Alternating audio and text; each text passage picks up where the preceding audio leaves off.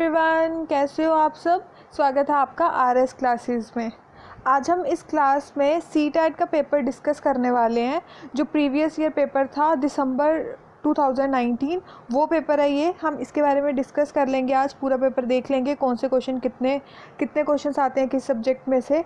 ठीक है, तो जिन बच्चों ने भी ये फॉर्म फिल किया है और जो बच्चे ये पेपर देने वाले हैं उनके लिए बहुत इंपॉर्टेंट है कि उनको पता हो एग्ज़ाम का पैटर्न कैसा रहता है। तो ये जो हमारे पास पेपर है, मैं इसको PDF के फॉर्म में डिस्क्रिप्शन बॉक्स में दे दूँगी, तो आप इसको वहाँ से डाउनलोड कर लेना और इस पेपर को एक बार अच्छे से पूरा देख लेना। तो मैं आपको बता देती हूँ कि इसमें जो है 2 पेपर होते हैं। एक पेपर 1 होता है, एक पेपर 2 होता है। तो दोनों पेपर जो होते हैं उनकी टाइमिंग अलग अलग होती है। एक मॉर्निंग शिफ्ट में होता है, एक इवनिंग में होता है, एक ही सेम दिन पे। तो दोनों अलग अलग पेपर हैं। पहले पेपर 1 देख लेते हैं। आने वाली वीडियो में आपको मैं बाकी भी पेपर इसके बता दूँगी। तो अगर आप हमारे चैनल पे आज पहली बार आए हैं तो चैनल को ज़रूर सब्सक्राइब कर लेना और वीडियो अच्छी लगे तो लाइक भी करना। स्टार्ट करते हैं। सबसे पहले ये जो पेपर 1 है, इसमें ऑलमोस्ट 5 आते हैं। 5 पार्ट्स होते हैं, जिनमें से पहला जो है वो चाइल्ड पेडागोजी से रहता है। उसके बाद सेकंड जो है वो मैथ्स होता है। थर्ड जो होता है हमारे पास वो एनवायरमेंटल साइंस होता है और बाकी के 2 जो होते हैं वो लैंग्वेज होती हैं। तो इस तरीके से टोटल 5 होते हैं, जिनमें से 2 जो होती हैं वो लैंग्वेज के पेपर आते हैं। ठीक है, तो 5 पार्ट में ये पेपर डिवाइड है।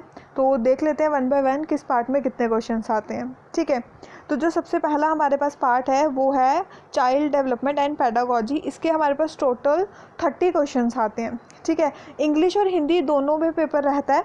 तो अगर आप इंग्लिश मीडियम के हैं तो आप इंग्लिश में क्वेश्चन पढ़ सकते हैं, अदरवाइज़ आप हिंदी में भी पढ़ सकते हैं। तो इसके टोटल 30 क्वेश्चंस आते हैं। ठीक है, तो ये सारे क्वेश्चंस हैं जो आप पढ़ लेना इसको। ये चाइल्ड डेवलपमेंट और पेडागोजी के 30 क्वेश्चंस हैं। ठीक है, तो मैं बता देती हूँ आपको पूरे। ये देखो, ये 30 क्वेश्चंस है यहाँ पर।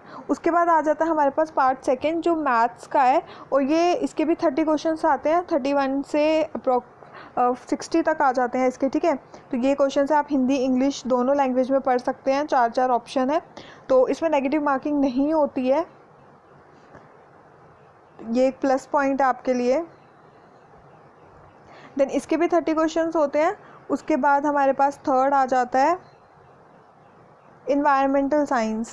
ठीक है, ये देखो 60 क्वेश्चन है मैथ्स के, हिंदी इंग्लिश दोनों में है।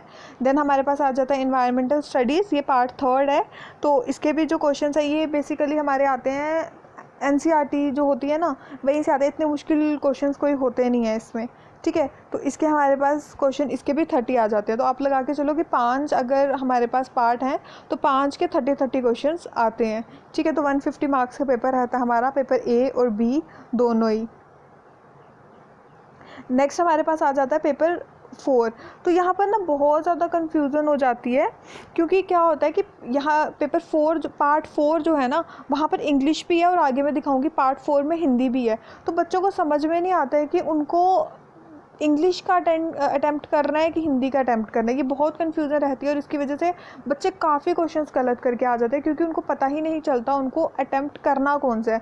तो मैं आपको बता दूं, आपने जब फॉर्म फिल किया होगा ना, आपने वहाँ पर रखा होगा लैंग्वेज A, लैंग्वेज फर्स्ट और सेकंड करके। ये देखो यहाँ पर लिखा है ना लैंग्वेज 1, तो आपके जो फॉर्म पर लिखा होगा वहाँ पर लैंग्वेज 1 लैंग्वेज 2। अगर तो आपकी लैंग्वेज 1 इंग्लिश है तो आप ये वाला जो है ये वाला अटैम्प्ट, ये 30 क्वेश्चन अटैम्प्ट करेंगे। बट अगर आपकी लैंग्वेज 1 जो है वो हिंदी है तो इसके आगे जो 30 क्वेश्चंस हो गए आप वो वाले अटैम्प्ट करोगे। तो ये बहुत कन्फ्यूज़न रहती है।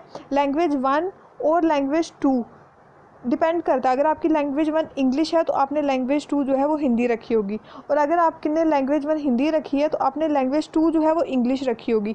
तो अपने फॉर्म पे देखना आपने क्या रखा है। अगर आपने 1 पे हिंदी रखा है तो आपको ये अटैम्प्ट करना है, मतलब पहले पेपर पहली लैंग्वेज में से, मतलब 4th पार्ट में से आपको इंग्लिश का अटैम्प्ट करना है, और जो पार्ट 5 होगा इस पेपर का उसमें आपको हिंदी अटैम्प्ट करना है। बट अगर आपकी प्रायोरिटीज़ अलग हैं, अगर आपने पहला पेपर में हिंदी रखा है, यहाँ पर लैंग्वेज 1 पे आपका हिंदी सिलेक्टेड है, तो आप पार्ट 4 का हिंदी अटैम्प्ट करेंगे और पार्ट 5 का इंग्लिश अटैम्प्ट करेंगे। तो ये बहुत कन्फ्यूजन रहती है, जिसकी वजह से क्या होता है, बच्चे पूरे के पूरे 30 क्वेश्चन जो है वो गलत करके आते हैं, क्योंकि लैंग्वेज 1 उन्होंने इंग्लिश रखी होती है वो हिंदी कर देते हैं, या फिर हिंदी रखी होती है तो इंग्लिश कर देते हैं। तो ये गलती आप मत करना। तो ये देखो इंग्लिश के, जैसे मैं आपको बता रही थी, लैंग्वेज 1 में पहले हमारे पास कितने क्वेश्चन होंगे, 30 क्वेश्चन होंगे। तो ये देखो लैंग्वेज 1 में यहाँ 30 क्वेश्चन है, फिर दोबारा से पार्ट 4 ही आएगा। पार्ट 4 में इंग्लिश भी है, हिंदी भी है। तो अब जिन बच्चों ने हिंदी चूज़ किया था एज फर्स्ट लैंग्वेज, तो वो ये वाला अटैम्प्ट करेंगे, ना कि ऊपर वाले क्वेश्चंस, ठीक है। तो इसके भी 30 क्वेश्चन हैं, तो ये पार्ट 4 हो गया। देन पार्ट 5, इसमें भी सेम है, पहले इंग्लिश है फिर हिंदी है। अगर आपका पार्ट लैंग्वेज 2 में अगर इंग्लिश आपने सेलेक्ट किया तो आप ये देंगे, ठीक है। तो ये देखो पार्ट 4 में जिन बच्चों ने भी लैंग्वेज सेकंड इंग्लिश सेलेक्ट किया वो ये करेंगे, बट अगर जिन्होंने ये नहीं सेलेक्ट किया है तो वो हिंदी वाला करेंगे, मतलब ये वाला। पार्ट 5 है ये भी, और इसमें हिंदी है, और इसमें भी 30 क्वेश्चन है। ये देखो, तो टोटल हमारे पास हो जाते हैं 150 क्वेश्चन। पेपर ए और पेपर बी दोनों में ही 150 क्वेश्चंस होते हैं, लेकिन सब्जेक्ट्स थोड़े आगे पीछे करके होते हैं। जैसे यहाँ पे इन्वायरमेंटल साइंस है, वहाँ पर नहीं होता है ये सब्जेक्ट, तो 150 करके क्वेश्चंस ही आते हैं दोनों में। तो ये लैंग्वेज में दोनों का पेपर 1 पेपर 2 दोनों में ये लैंग्वेज होती है, फर्स्ट सेकेंड दोनों करके। लेकिन क्या होता है, इसकी वजह से बहुत सारे बच्चे जो हैं वो जो फर्स्ट टाइम अटैम्प्ट कर रहे होते हैं, कन्फ्यूज़न की वजह से वो गलत कर आते हैं, उनको पता ही नहीं चलता उनको क्या अटैम्प्ट करना है और क्या नहीं करना है। तो आई होप आपको क्लियर हो गया होगा कि आपको ये लैंग्वेज के पेपर्स किस हिसाब से अटैम्प्ट करने हैं। अगर कोई भी डाउट होगा तो आप मुझे कमेंट सेक्शन में पूछ लेना, और वीडियो अगर अच्छी लगी हो तो लाइक भी करना। हमारे साथ जुड़े रहिए, क्योंकि आने वाली वीडियोस में मैं और भी पेपर्स डिस्कस करूँगी सीटेट के रिलेटेड। और अगर आपको सीटेट के रिलेटेड कोई भी क्यूरी हो तो आप मेरे को पूछ सकते हो। मैंने भी लास्ट ईयर ही 2019 में ही ये पेपर दिया था, और फर्स्ट अटैम्प्ट में ही इसको क्लियर भी किया था। तो अगर आपको कोई भी डाउट होता है इसके रिगार्डिंग तो आप मेरे को ज़रूर पूछना, और हमारे चैनल को सब्सक्राइब कर लीजिए। थैंक यू, मिलते हैं नेक्स्ट वीडियो में।